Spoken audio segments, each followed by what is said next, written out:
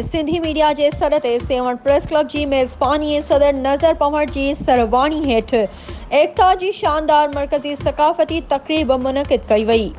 सकाफ़ती programme में जसकम peoples party Sindhi अदबी संगत लाल शहबाज ट्रस्ट जदोजहद कमेटी समेत उस्तादन शागिर्दन मुख्तलिफ सियासी समाजी अदबी मजहबी तंजीमुन के अखबारन प्रोफेसर इलियास अहमद भुट्टो, खैर मोहम्मद बुर्डो, मीर हाजन पंवर, असगर कोरेजो, सफ्तर हुसैन नजफी, एडवोकेट मुनीर सुमरो और बेन शहरन बाड़न सकाफ़ती वेस वगा पाए भरपूर अंदाज में शिरकत कई।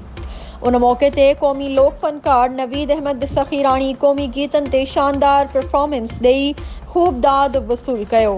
जॾहिं त सकाफ़ती प्रोग्राम में शामिल हाज़रीन ऐं मासूम ॿारनि जूं कौमी गीतन ते झुमरियूं हयूं ऐं हाज़रीन पारां फनकारनि ते नोटनि जी वर्खा पिणु कई वई।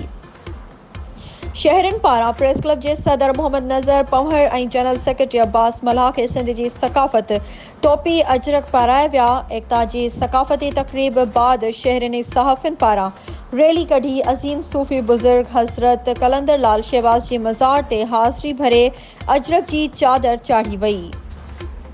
वधीक ख़बरों ऐं अपडेट्स के लिए असांजे चैनल के सब्सक्राइब कयो ऐं हाँ बेल आइकन के प्रेस करण न विसारजो त जीअं असांजी हर नई अचण वारी वीडियो तव्हां ताईं पहुची।